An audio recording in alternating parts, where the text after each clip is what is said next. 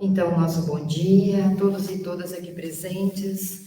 Iniciamos, então, esta manhã, no mês de julho, comemorando os 130 anos desta casa, que nos serve aqui para o consolo, para a gratidão por tudo que temos recebido nesses 130 anos.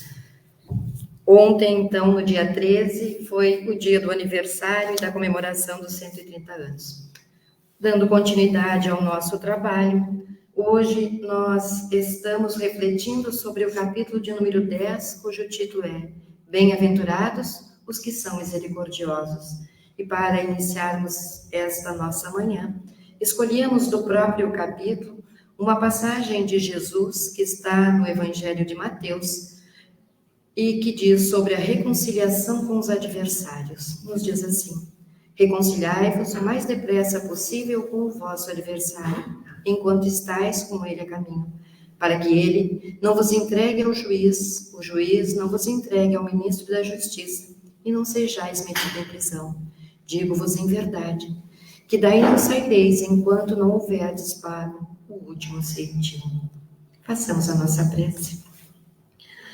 Agradeçamos a Deus, nosso Pai, a oportunidade de mais um momento de estudo, de esclarecimento e de consciência aberta para a realidade da vida eterna. Esta realidade que Jesus vem nos apresentando, nos mostrando como modelo e guia da humanidade. Esteve conosco, presente fisicamente há mais de 2000 anos, e nos propôs, nas bem-aventuranças esta que hoje vamos trabalhar. A misericórdia, um coração que tem compaixão por tudo e por todos. Que saibamos, Senhor, aprender um pouco mais do que o ensinamento teórico, coloquemos em prática estas palavras do Mestre Jesus, como ele mesmo nos adverte, para que não sejamos colocados em prisão, ou seja, tenhamos que reencarnar na forma expiatória para ressarcir os débitos do passado. Obrigado mais uma vez por esta manhã. E pedimos àqueles que coordenam este trabalho licença para dar por ele iniciado. Que assim seja. Então, nesta manhã, nós temos a nossa companheira Aline Jesus, que é trabalhadora da Sociedade Espírita Allan Kardec, atuando nas áreas de estudo da mediunidade e da divulgação da doutrina dos Espíritos. Com a palavra, nossa companheira Aline.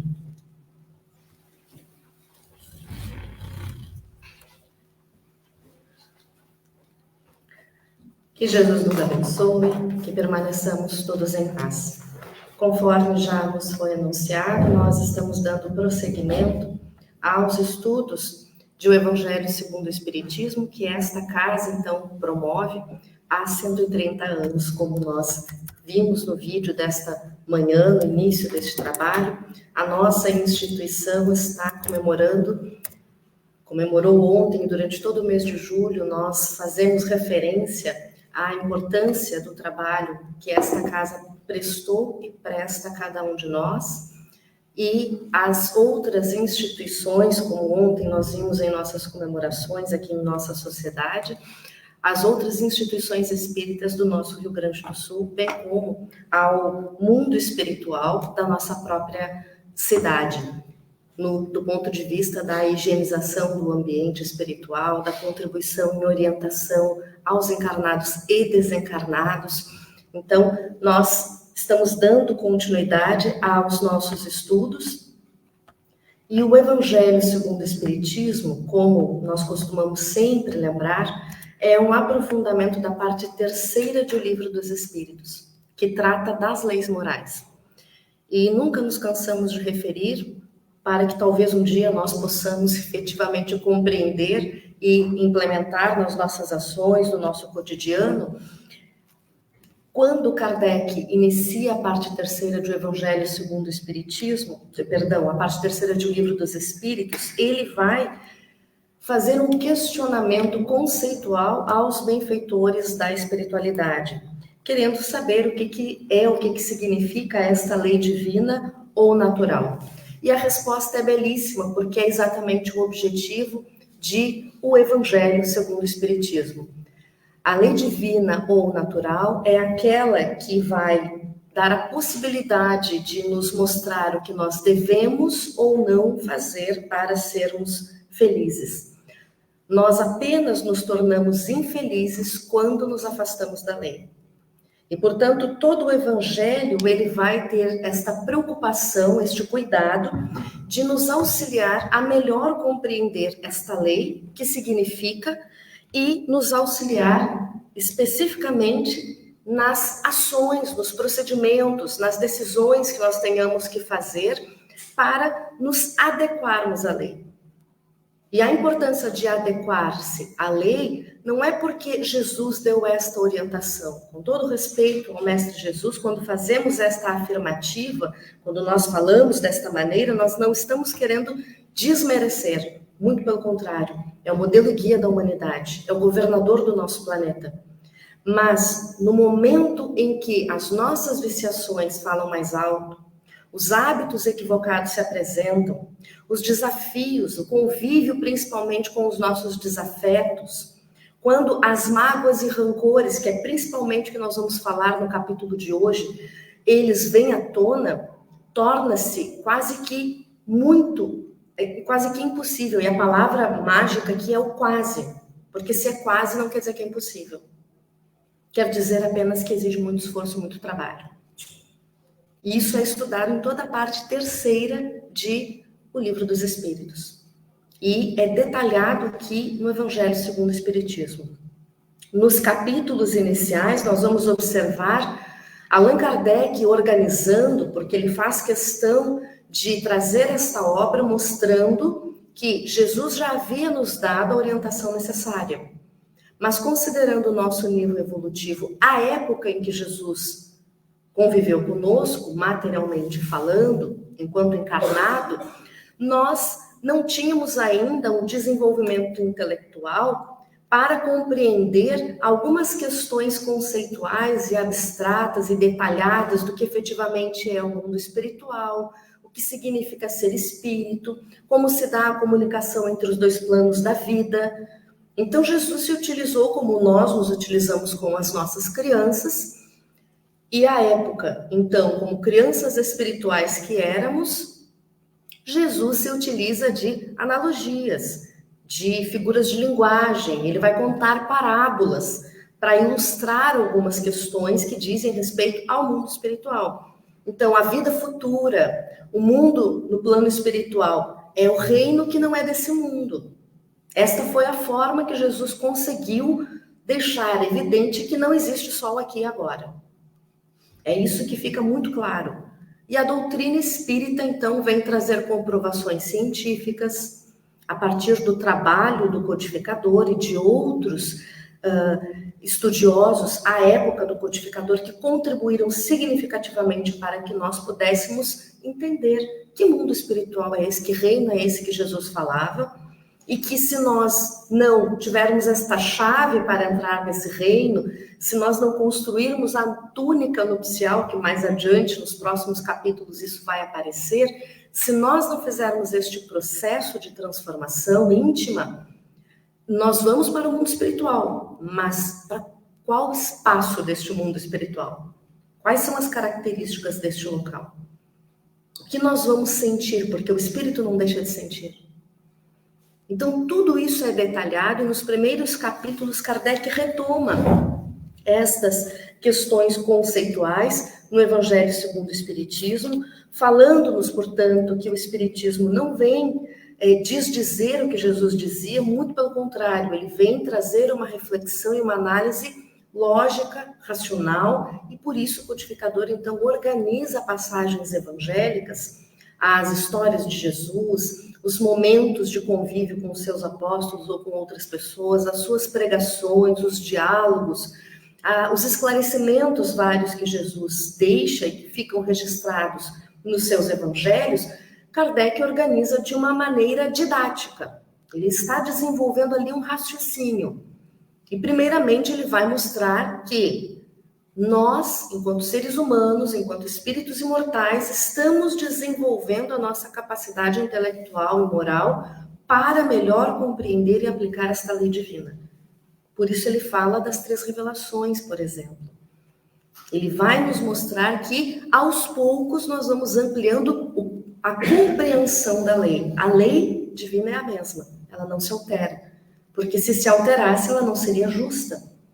Ela é sempre justa porque ela já é perfeita. Então, as 3 revelações mostram que, ao longo da nossa história, nós fomos desenvolvendo potencialidades para melhor compreender esta lei e, assim, melhor aplicá-la, a fim de que, então, pudéssemos compreender o que é esta vida futura, que, além do nosso planeta, existem muitas outras moradas na casa de meu Pai. Existem muitos níveis evolutivos, muitas escolas espirituais. E cada vez mais a ciência vem mostrando e comprovando isso. E que para que nós possamos acessar, uma vez que o nosso planeta ainda é um planeta de expiações e provas, transitando para um planeta de regeneração, isso tudo estudado ali no capítulo 3º do Evangelho segundo o Espiritismo, junto com questões de O Livro dos Espíritos, para que nós possamos acessar esferas mais altas, o mecanismo que nos é dado por misericórdia e justiça de Deus é a reencarnação. Ninguém poderá ver o reino de Deus se não nascer de novo. Então, cada detalhe de nossas existências são pensados considerando as nossas necessidades de aprendizado espiritual. Na sequência, Allan Kardec vai nos mostrar o porquê nós sofremos, bem-aventurados os aflitos, qual é a justiça destas aflições, porque muitas vezes nós nos questionamos. Se não somos nós a passar por alguma situação delicada, difícil, são os nossos afetos. E muitas vezes nós observamos amados nossos passando por dificuldades enormes e outras pessoas que causam muitas vezes prejuízo a terceiros, parece que se dando bem na vida, como a gente costuma dizer. Por que que isso acontece? Parece que não há uma justiça na distribuição destas situações e destas aflições. Então, este capítulo, ele nos ajuda a compreender e a acalmar a nossa revolta, porque como a justiça, ela está em germe dentro de nós, toda vez que nós identificamos uma situação que podemos considerar injusta, nós nos rebelamos, nós nos revoltamos, isso nos incomoda. Então, entender que não é uma injustiça, estas experiências, porque nós estamos analisando do ponto de vista espiritual e não do ponto de vista apenas do aqui e agora, porque se fosse aqui e agora realmente é uma injustiça. Mas nós não nascemos no berço e nos extinguimos no túmulo. Não, nós somos espíritos imortais. Então, há uma justiça que Kardec analisa neste sentido. Há um porquê de nós estarmos passando por estas situações, e mais do que um porquê, há uma relevância, uma importância, para que nós não venhamos a desistir, por exemplo, desta atual experiência, porque às vezes a situação é tão difícil, tão dolorosa, que a gente já não quer fazer mais nada, quer desistir de tudo. E o porquê, então, seguirmos adiante? Por que continuarmos investindo? E o que nos fortalece para prosseguirmos no enfrentamento destas dificuldades é o nosso Consolador, que foi prometido por Jesus. O capítulo seguinte, que nada mais é do que a própria doutrina espírita ou o avanço na compreensão da lei divina ou natural. Entender o porquê sofremos, de onde nós viemos, para onde nós vamos, compreender a justiça destas aflições e entender que nós vamos chegar à perfeição relativa, porque fomos criados para alcançarmos esta perfeição. Este é um determinismo da lei. Não há possibilidade de indefinidamente nós estacionarmos e pensarmos, agora eu não quero fazer mais nada. A gente pode ficar por muito tempo fazendo isso, fazendo nada. Mas não há possibilidade de permanecer eternamente nesta condição. Há um exemplo, e aí nós convidamos os irmãos a consultarem, por exemplo, as obras básicas e particularmente a obra O Céu e o Inferno, onde vai nos auxiliar a compreender as consequências das nossas escolhas. Kardec vai categorizar, na parte segunda desta obra, as diferentes escolhas que, enquanto encarnados, nós fizemos e quais foram as consequências destes espíritos, onde é que eles se encontram ao desencarnar. Através das comunicações mediúnicas, então, eles trazem o seu relato e falam aqueles que são os espíritos felizes, o que fizeram para estar nesta condição e como descrevem como é esta condição. Os medianos, que sempre me impressionam, porque quando eles descrevem o que eles fizeram, fico pensando, mas como assim eles fizeram um monte de coisa e ainda assim são espíritos medianos? Mostrando-nos o quanto nós estamos realmente no início da nossa caminhada evolutiva. Os espíritos endurecidos, os espíritos suicidas e várias categorias que Allan Kardec ali coloca, mostrando estas consequências e as suas escolhas. E entre os espíritos endurecidos, nós vamos identificar, por exemplo, Shumene, que é um destes que acreditava que não precisava fazer mais nada na vida, podia permanecer aborrecido. Ele descreve que é exatamente isso. Como é que ele se sente? Aborrecido. E estava já há alguns séculos nesta condição. Mas ele não permanecerá eternamente nesta condição.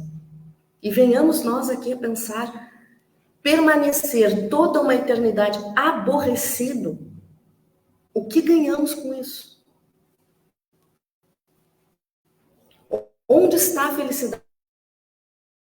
Então, Kardec vai prosseguir no Evangelho segundo o Espiritismo, falando-nos das bem-aventuranças, mostrando-nos que o primeiro passo é o desenvolvimento da humildade, bem-aventurados os pobres de espírito, para que nós possamos purificar os nossos corações, no capítulo 8º, bem-aventurados os que têm puro coração, e o complemento, então, no prosseguimento desse processo de purificação, está o expurgar aquela animosidade, aquele ímpeto que nós temos de responder no mesmo nível, na mesma moeda, como nós costumamos dizer, ou de não levar desaforo para casa, ou de defender o que a gente considera muitas vezes ponto de honra.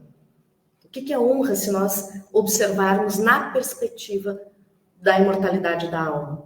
Se a pessoa pensa isso ou aquilo a meu respeito, e a pessoa já tem um preconceito a meu respeito, e nenhum argumento vai demovê-la, por que é que eu vou perder meu tempo tentando comprovar isso? Só o tempo vai ajudar a pessoa a fazer esta percepção. E talvez não é nem o tempo desta encarnação.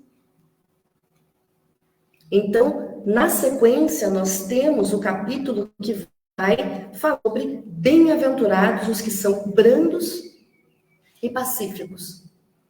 A brandura e a pacificação.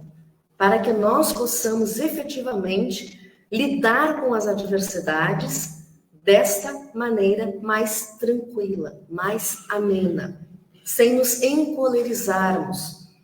É muito interessante uma das mensagens onde o Espírito ele descreve exatamente isso. Uma pessoa que se encoleriza, por exemplo, que se irrita, que expressa esta raiva, seja de maneira física, verbal ou incomodando a todos no ambiente onde ele se encontra, onde esta pessoa se encontra, não é necessariamente uma pessoa ruim. Não é, muitas vezes é uma pessoa que vai auxiliar o seu próximo, que faz muitos atos de generosidade, de caridade, mas quando pisa nos calos, como a gente costuma dizer, é uma pessoa que explode. E ao explodir nesses acessos de fúria, ela acaba ocasionando muito mal, inclusive aos seus próprios afetos. Tem atitudes que vêm depois até se arrepender. E na sequência, nós temos então o capítulo 10, Bem-aventurados os que são misericordiosos, que traz os seguintes itens: perdoai para que Deus vos perdoe, reconciliação com os adversários, o sacrifício mais agradável a Deus, o argueiro e a trave no olho, não julgueis para não serdes julgados, atire a primeira pedra aquele que estiver sem pecado. Nas instruções dos Espíritos, porque este capítulo ele segue a estrutura usual da maioria dos capítulos do Evangelho, que é uma passagem evangélica, comentários de Allan Kardec sobre esta passagem e o que o codificador intitula Instruções dos Espíritos, que são mensagens ditadas pelos Espíritos da codificação sobre este tema. Algumas vezes as mensagens elas fazem referências a uma passagem evangélica já citada pelo codificador anteriormente. Perdão das ofensas, a indulgência, e Kardec termina com 3 perguntas destinadas ao Espírito São Luís. É permitido repreender os outros, notar as imperfeições de outrem, divulgar o mal de outrem? São estes questionamentos que Kardec faz ao final. Ao iniciar, nós temos a passagem da bem-aventurança. Bem-aventurados os que são misericordiosos, porque obterão misericórdia. Está registrado em Mateus. Na sequência, Kardec insere aqui outras 2 passagens de Mateus, que não está na sequência, né, não integra ali logo em seguida a questão das bem-aventuranças, mas que falam igualmente dessa temática. E nessas 2 passagens evangélicas, Kardec vai reforçar este aspecto, ele insere aqui esta passagem para mostrar essa questão da ação e reação, que está inserida no bem-aventurados os que são misericordiosos, porque obterão misericórdia, porque parece, às vezes, uma moeda de troca. Então, eu faço isso e aí eu ganho aquilo, eu faço assim para ganhar tal coisa. Não é exatamente desta maneira, não é uma ameaça e não é uma barganha que está sendo realizada, mas é uma necessidade íntima. Nós necessitamos de misericórdia. Cada um de nós necessita de misericórdia. Já necessitou e segue necessitando porque somos ainda espíritos imperfeitos. A gente ainda está em aprendizado. E toda vez que a gente ainda está em aprendizado, nós vamos acabar cometendo alguns deslizes na nossa caminhada. Nós vamos realizar as coisas não exatamente com perfeição, porque não somos perfeitos. Então, eu dependo da misericórdia dos outros para entender o modo como eu estou agindo nesta ou naquela circunstância. Para que a pessoa entenda os meus limites. Eu não consigo fazer mais do que eu estou fazendo agora. Esse é o máximo que eu posso dar. Eu preciso de mais tempo para me fortalecer, para me esclarecer, para exercitar. E isso se dá em qualquer aspecto da nossa existência. Se a gente fizer um paralelo, por exemplo, com as questões materiais, um atleta, ele não se torna atleta do dia para a noite. Ele precisa de um tempo para se preparar. E ele demanda uma série de ações para que ele consiga chegar naquele nível onde ele dê muito, onde ele consiga ter o máximo da sua perfeição, da sua ação dentro daquele esporte. Vai depender da sua alimentação, do repouso, do treino que ele venha fazer, do fortalecimento que ele faça, porque não é só o treino ali naquele esporte que ele desempenha, mas ele precisa, por exemplo, ter um preparo físico, seja para ter fôlego, seja para ter força, dependendo do esporte. Então, cada uma destas questões demandam tempo de preparo, de cuidado, de trabalho, de esforço. O mesmo se dá com relação ao aspecto moral. Também nós precisamos de muito tempo, onde a gente vai ler para se dar conta, porque a grande maioria das pessoas não se dá conta que está fazendo errado. A grande maioria não percebe que está fazendo equivocado. acha que está com a razão. Então é importante que a gente faça um esforço para entender a lógica do outro, porque tem uma lógica. Nem que seja do egoísmo. A maioria das vezes é isso. Mas até que a pessoa se dê conta que é isso, que é egoísmo, que é orgulho, que é vaidade, leva um certo tempo. Ela não consegue perceber, não vê isso que ela está fazendo e causando essas consequências. E muitas vezes é, como nós afirmamos, uma infantilidade espiritual da nossa parte, de olhar apenas aquilo que nós estamos perdendo. Então a pessoa não consegue enxergar porque ela ainda está num nível onde ela só enxerga o seu umbigo, aquilo que ela vai perder, aquilo que ela tem que fazer. Então ela só enxerga como se ela estivesse perdendo. É como a gente faz muitas vezes com a criança, vai chamar a atenção de uma criança e a criança vai dizer, ah, mas ele também está fazendo, ah, mas o outro também faz. Não é incomum as crianças dizerem, mas a mãe do fulano não faz assim. Então, as crianças dificilmente conseguem fazer esta percepção. E nós, na nossa infância espiritual, também temos esta dificuldade. E a criança não está fazendo por mal, é porque é do nível de desenvolvimento. Cabe a nós conversarmos, ilustrarmos, fazermos analogias, retomarmos a conversa, para que possa efetivamente entender. E ao entender, começar então a mudar as suas atitudes. E ao mudar as suas atitudes é que a gente consegue então ir identificando que me equivoquei nesse momento, nessa situação específica, mas naquela outra talvez eu não tenha percebido que o outro ficou magoado, que eu causei um prejuízo, que eu me beneficiei e o outro se sentiu desconsiderado. Que ao fazer uma fala, a pessoa sentiu que eu estava dirigindo para ela a palavra, como querendo chamar a atenção dela. Não era a minha intenção. Às vezes a gente está falando de si mesmo, mas como muitos temos questões parecidas, óbvio que mexe nas nossas questões íntimas. Então eu estava falando por uma experiência própria, mas o outro se sentiu incomodado com o modo que eu falei, porque tá me chamando a atenção.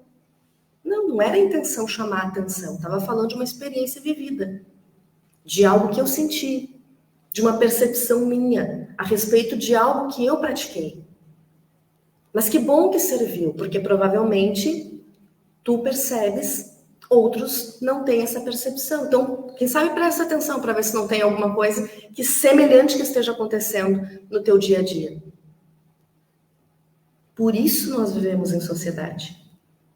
Então, esta passagem e as passagens que vêm na sequência, Kardec aqui insere para que nós possamos compreender que nós recebemos aquilo que nós vibramos.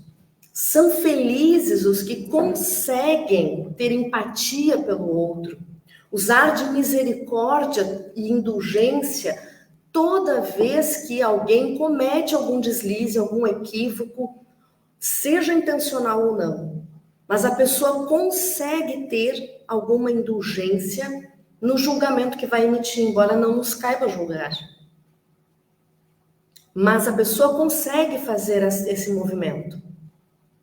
Quando nós fazemos este esforço para entender a lógica do outro, o que motivou o outro a fazer isso, quando a gente age desta maneira, eu estou num padrão vibratório específico, do ponto de vista da espiritual. E ao vibrar neste padrão vibratório específico, eu estou atraindo tudo que está na mesma onda vibratória. Seja uma onda que vibra, seja no que diz respeito aos fluidos que nós atraímos a partir desta onda que está vibrando. Então, ao vibrar dentro da misericórdia, indiscutivelmente nós recebemos a misericórdia. É isso que a bem-aventurança fala. É nesse aspecto que Kardec está querendo desenvolver. E por isso, quando nós vemos na passagem de Mateus, se perdoardes aos homens as faltas que cometerem contra vós, também vosso Pai Celestial vos perdoará os pecados. Mas, se não perdoardes aos homens quando vos tenham ofendido, vosso Pai Celestial também não vos perdoará os pecados. Era a maneira como Jesus tinha para falar sobre este aspecto de ação e reação, de vibrar num determinado padrão, da construção de um padrão vibratório dentro da misericórdia.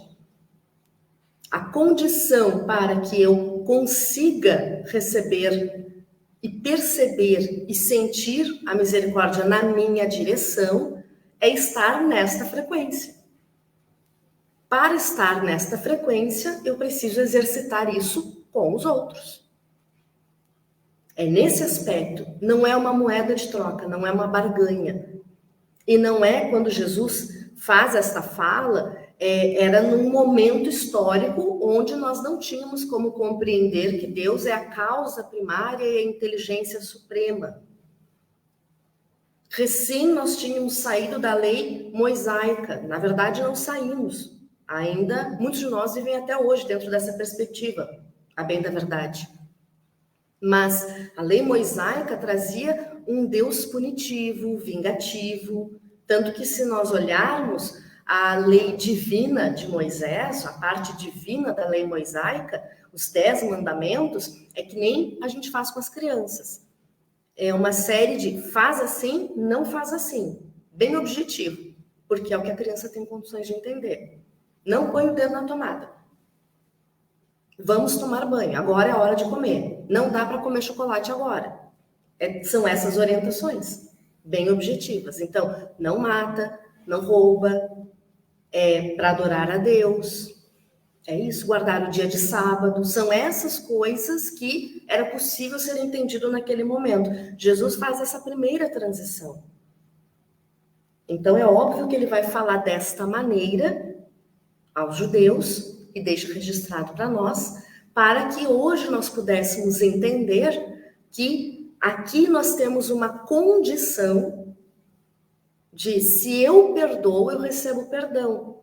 Mas não porque Deus vai olhar para a Aline e dizer, mas olha que coisa boa, a Aline vai ganhar um 10 agora porque conseguiu fazer o que eu queria. Não, não é nesse sentido. Não precisa Deus parar tudo o que está fazendo, até porque Deus não é nenhum espírito, nenhuma pessoa, nem é a causa primeira de todas as coisas. Então não precisa disto. Não para o mundo para fazer esse momento de julgamento para saber se eu mereço ou não a misericórdia. É da lei a ação e reação. Se eu estou vibrando, eu estou recebendo. Se eu não estou vibrando, eu não estou recebendo. E como eu preciso, é importante fazer esse esforço de desenvolver misericórdia.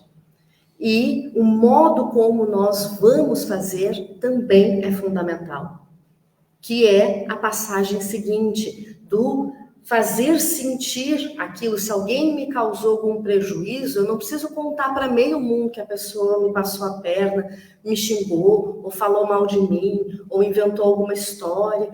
Não, eu preciso falar para a pessoa. Porque se a questão é com aquela pessoa, eu tenho que resolver com aquela pessoa. Não adianta eu falar para o resto do planeta. E muitas vezes o que nós fazemos é isso. A gente não quer resolver, a gente quer reclamar. Tem inclusive um meme que diz isso. Não, mas eu não quero resolver, eu quero reclamar. E acaba sendo desta maneira. A gente continua falando para os outros e não chega nunca na pessoa com quem nós estamos tendo ou entendendo que temos alguma questão, alguma adversidade. E eu precisaria resolver com aquela pessoa. Então, vai e faz a pessoa sentir em secreto. É isso, é ela que tem que sentir. Até porque quando nós expomos uma pessoa, vamos nos colocar no lugar. Nós gostaríamos de ser levados a uma praça pública e as pessoas exporem todas as nossas fragilidades? Quem gosta de se sentir exposto dessa maneira? Porque é uma cobrança apenas. Não é ninguém me dizendo, quem sabe faz assim, quem sabe fazer. Não, é a pessoa, tu não fez assim, eu não gostei disso, eu não gostei daquilo. Se é esta fala, bom, a gente faz com a pessoa para tentar resolver, porque senão só deixa a pessoa acuada.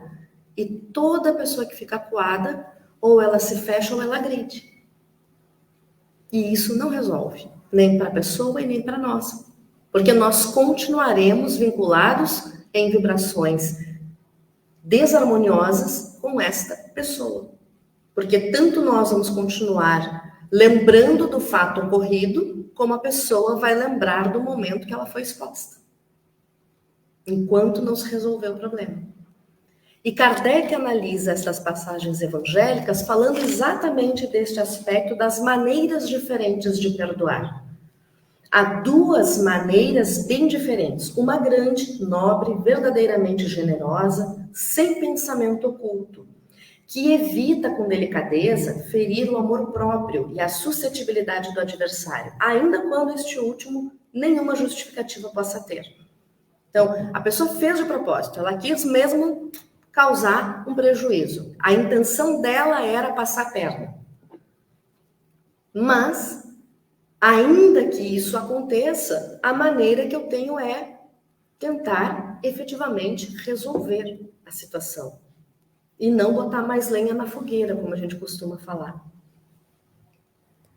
A segunda é a em que o ofendido ou aquele que tal se julga impõe ao outro condições humilhantes e lhe faz sentir o peso de um perdão que irrita em vez de acalmar. Se estende a mão ao ofensor, não o faz com benevolência, mas com ostentação, a fim de poder dizer a toda a gente: vede como sou generoso. Olha só, fulano me causou tal e tal e tal problema e eu ainda assim vou desculpar ele. E eu falo isso para todo mundo.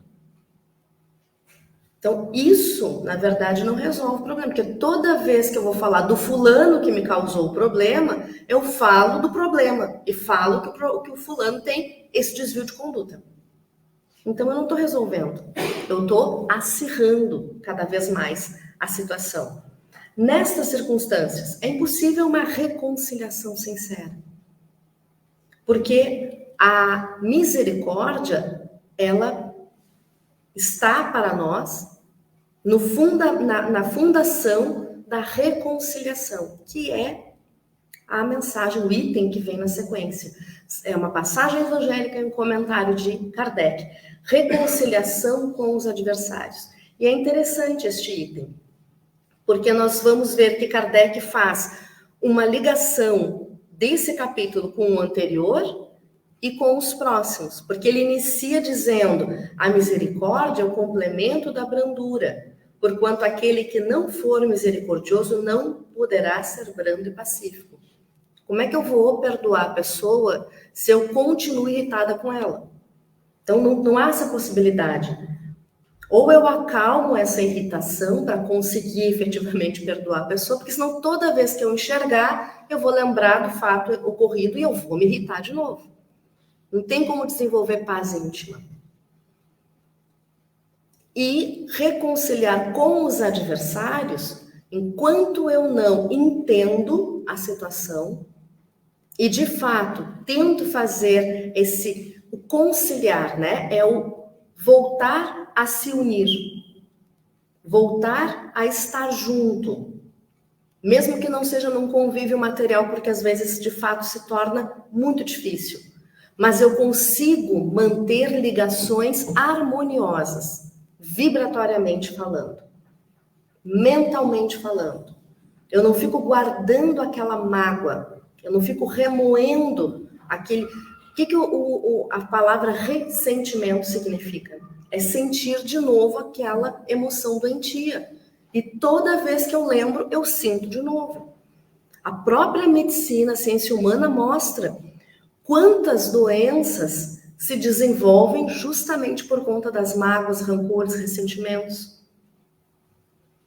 Que as nossas emoções, elas descarregam no nosso corpo físico muitas substâncias que podem causar doenças, enfermidades. Então, ao buscar a misericórdia, para além da saúde espiritual, eu estou também buscando a saúde física, orgânica mesmo, do corpo material. E a reconciliação com os adversários está relacionado com os capítulos que vem na sequência. Enquanto eu não tenho essa harmonização, como é que de fato eu vou amar a pessoa? Porque eu amo se ela não me magoa. Se ela me magoa, daí eu não amo. Então, o perdão, ele precisa ser desenvolvido para que eu consiga desenvolver o amor. Porque nós ainda somos imperfeitos. Então, apesar das nossas imperfeições, eu vou usar de misericórdia para conviver e amar as pessoas que estejam ao nosso redor. Que é amar o próximo como a si mesmo, amar os vossos inimigos, são os capítulos que vêm na sequência. A reconciliação com os adversários, Kardec busca uma passagem evangélica que vai mostrar da importância da oportunidade que temos nesse momento, da atual encarnação, do que vivemos no dia de hoje. A família que nós temos, os amigos que nós temos, os colegas de trabalho que nós temos, a sociedade que nós estamos inseridos. Estas pessoas, busquemos nos reconciliar o mais depressa possível, diz a passagem evangélica. Porque enquanto nós não fizermos esse movimento, nós sabemos muito disso. Quem já passou por essa situação? Quando nós nos magoamos, porque é isso que acontece, não é o outro que nos magoa. Porque ainda que o outro tenha a intenção de magoar, sou eu que me deixo magoar. E isso fica muito evidente. Um exemplo disso, que é o modelo e guia da humanidade, é Jesus. O que acontece quando ele é preso? Todos aqueles que conviveram com ele por 3 anos, que acreditavam no que ele pregava, abandonaram ele. Nenhum deles testemunhou. Só o menino, que não era considerado, que ficou ali junto com ele, só João. E as mulheres, que não eram consideradas pela lei romana na época. Estes que foram defender Jesus. Mas os seus companheiros, ou seja, os seus amigos, não defenderam. E quando ele é crucificado, e portanto há aí a intenção de calar a sua mensagem, de causar efetivamente uma dor, de manter os interesses pessoais, de tentar manter a consciência entorpecida, porque foi isso que incomodou tanto. O orgulho que foi ferido, que foi mexido. O que ele estava falando tinha sentido para os doutores da lei, por exemplo. Ficaram muito incomodados, porque eram grandes estudiosos da lei, mas eles eram cumpridores das leis exteriores, e não da lei da consciência, portanto, da lei divina. Aquela consciência que está a lei divina. E isso incomodou muito. E quando Jesus é crucificado, ele diz: Pai, perdoa, porque eles não sabem o que faz. Então, ainda que as pessoas tivessem tido esta intenção, ele conseguiu entender. Era tudo que as pessoas tinham para dar naquele momento. Eles vão aprender mais tarde. Esse exemplo que eu estou dando agora vai ficar registrado e eles vão conseguir entender mais adiante. Então, eu não vou me magoar. É como um filho que muitas vezes vai brigar, vai espernear, vai xingar, vai dizer: não aguento mais morar nessa casa, não te amo mais, não quero mais saber. E aí quer sair porta fora, e daqui a pouco mas a gente entende. Eu consigo fazer esse entendimento, porque o adulto da relação, em tese, somos nós. Às vezes não acontece bem assim, mas o adulto da relação somos nós. Quem tem que fazer essa compreensão é o adulto. É aquele que está mais equilibrado. Então, a reconciliação com os adversários vem dentro desta perspectiva, para que nós não deixemos que estas mágoas, elas façam morada, se enraizem em nosso mundo íntimo, se cristalizem em monoideias e abram portas para processos obsessivos. seja de encarnado para encarnado, porque às vezes as pessoas brigam uma com a outra e passam uma existência inteira uma falando mal da outra, o tempo inteiro, toda vez que tem oportunidade. São verdadeiros processos obsessivos, porque a pessoa tem uma ideia fixa na outra, vinculada por essa relação desarmônica, doentia, que causa uma enfermidade espiritual e muitas vezes material, se expressa no corpo físico, se não nesta encarnação, nas próximas, e acaba muitas vezes abrindo possibilidade para outros espíritos que não têm nada a ver, mas que vibram naquele mesmo padrão, se vincularem a um e outro e permanecerem nessa querela. E a gente sabe que quando começa, às vezes, um detalhe, tem uma mensagem nas instruções dos espíritos, que o benfeitor vai dizer que, às vezes, aquilo que começa por uma alfinetada, e a gente podia ter encerrado ali, a gente deixa crescer. Então, resolve, não deixa crescer. Não deixa chegar lá na prisão. A prisão, ficarmos aprisionados a estas vibrações doentias, é isso. É se aprisionar à mágoa, é se acorrentar ao rancor. É nesse sentido a reconciliação com os adversários. E é exatamente o que o codificador vai chamar a atenção, que nós aproveitemos o momento de agora para resolver ou amenizar o máximo que seja possível isso. Porque às vezes é difícil. Muito provavelmente essas questões, elas já nos acompanham de outras existências. Não é por acaso que é tão difícil lidar com A, com B, com C. Porque é tão fácil com esse, tão difícil com aquele. Não é por acaso que isso acontece. Muitas vezes estas mágoas, as desconfianças, a irritação, a animosidade, ela está ali presente, fruto de outras experiências reencarnatórias.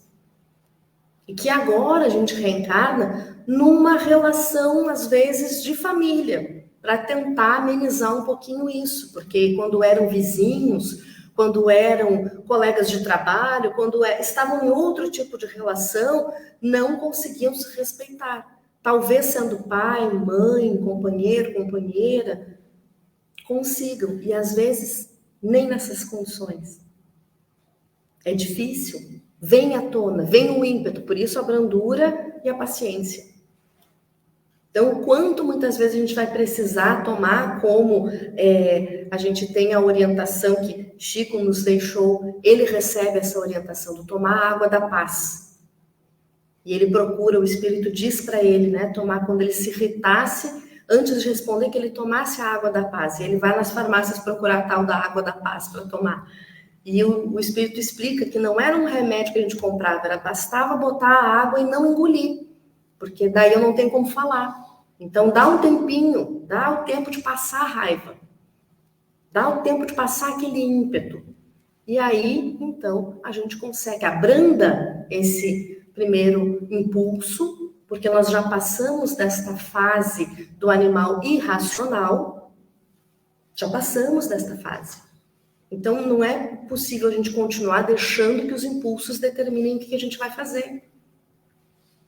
Para que nós possamos, aos poucos, nos reconciliar. Voltar a estabelecer ligações não doentias com os nossos semelhantes. Ou começar a desatar estes elos que nós temos, vibratórios, fluídicos, doentios, de mágoa, de rancor, de raiva com os nossos companheiros de caminhada.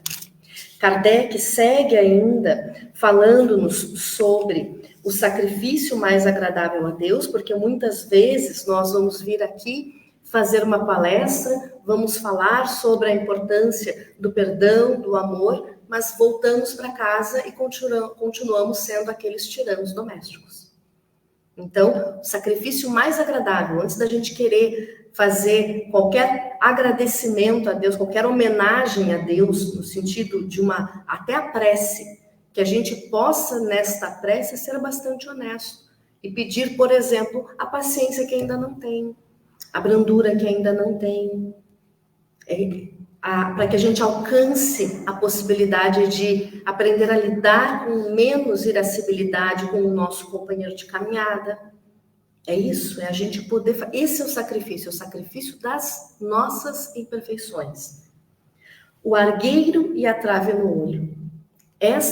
Esse item é um item que precisamos ler, reler muitas vezes, porque não é incomum, para não dizer que que é frequente, nós enxergarmos um cisquinho no olho do outro e a gente não vê o estado que está o nosso olho. É essa a ideia, ou seja, eu vejo, olha que horror, o outro não desculpa o fulano que fez isso aqui para ele, mas a gente não enxerga o quanto nós somos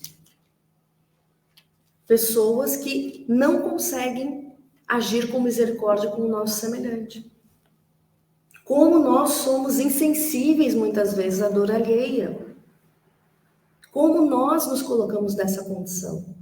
Passamos às vezes por cima de tudo e de todos. Então, Kardec faz esta análise mostrando que é uma das insensatezes da humanidade.